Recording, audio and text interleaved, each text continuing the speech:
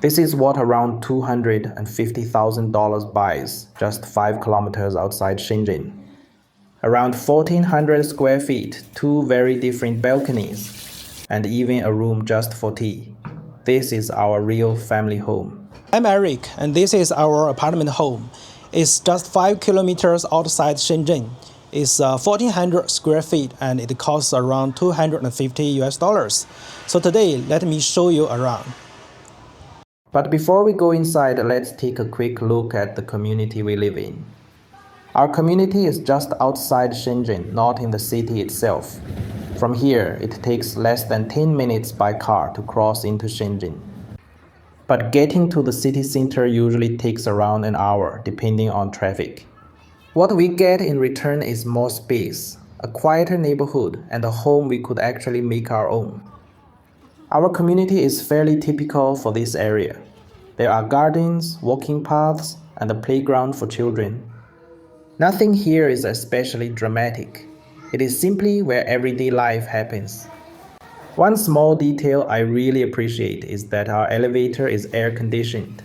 During the hot summer months, it makes the ride much more comfortable. After the elevator, this is the short walk to our front door. Before we go in, this is our smart lock. We usually unlock the door with face recognition, but it can also be opened with a fingerprint or a passcode. As soon as you walk in, the first thing you see is this built-in shoe cabinet. It keeps most of our everyday shoes and a few things we normally need before going out. On top of the cabinet, we keep this small stack of decorative firewood. In Chinese, the word for firewood, chai, sounds similar to kai, meaning wealth, so it is a playful symbol of bringing prosperity into the home. There is a room on the right that we are going to skip for now. We will come back to it later. Beyond the entryway, the main part of the home opens directly into the living room. This is the room we use the most.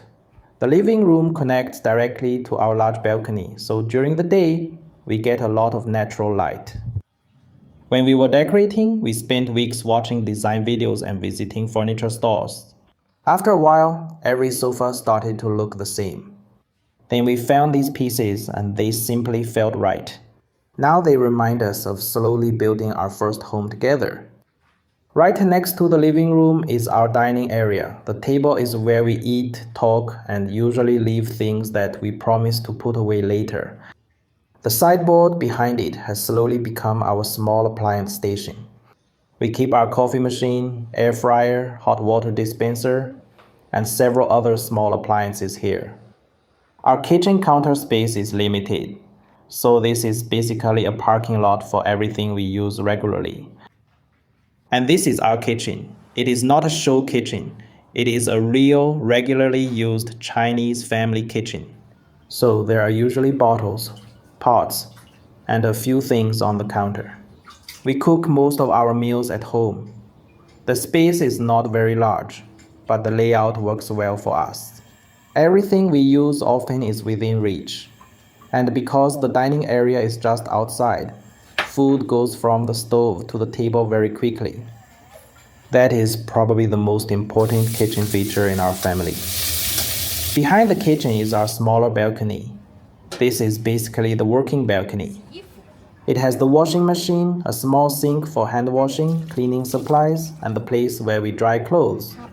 This may look a little different from many homes in the West. A lot of Chinese families still prefer to dry clothes naturally, instead of using a dryer. Small or delicate items are also often washed by hand. It is definitely not the prettiest part of our home, but honestly, we use it all the time. The larger balcony has a completely different job.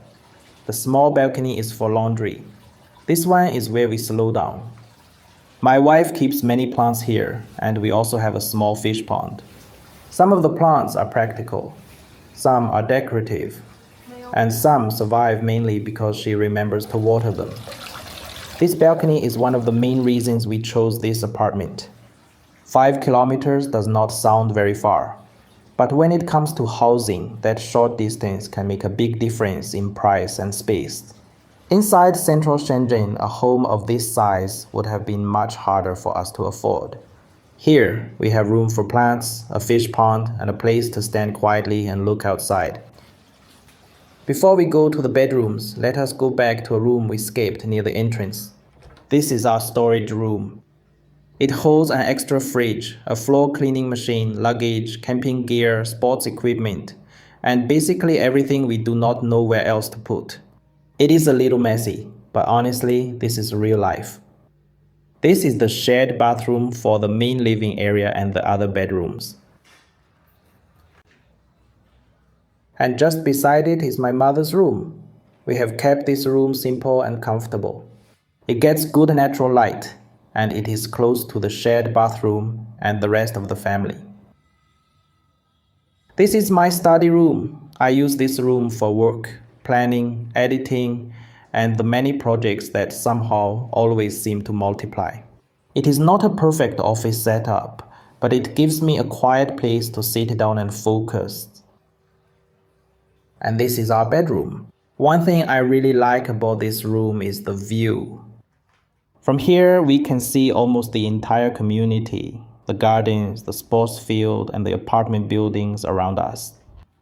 The large window also brings in a lot of natural light during the day. The room itself is fairly simple, but the wardrobe tells you quite a lot about our marriage. Well, this is mostly my wife's wardrobe. This little section here is mine. Everything else is hers. And the same thing happens in the bathroom. All these bottles, not mine. My toothbrush and razor are basically my entire contribution to this room. And finally, this is probably the most Chinese room in our home. Our tea room. We are not tea experts, and we definitely do not follow every formal rule. For us, tea is much simpler than that. It gives us a reason to stop what we are doing, sit down, and talk. Sometimes we talk about work. Sometimes we talk about family.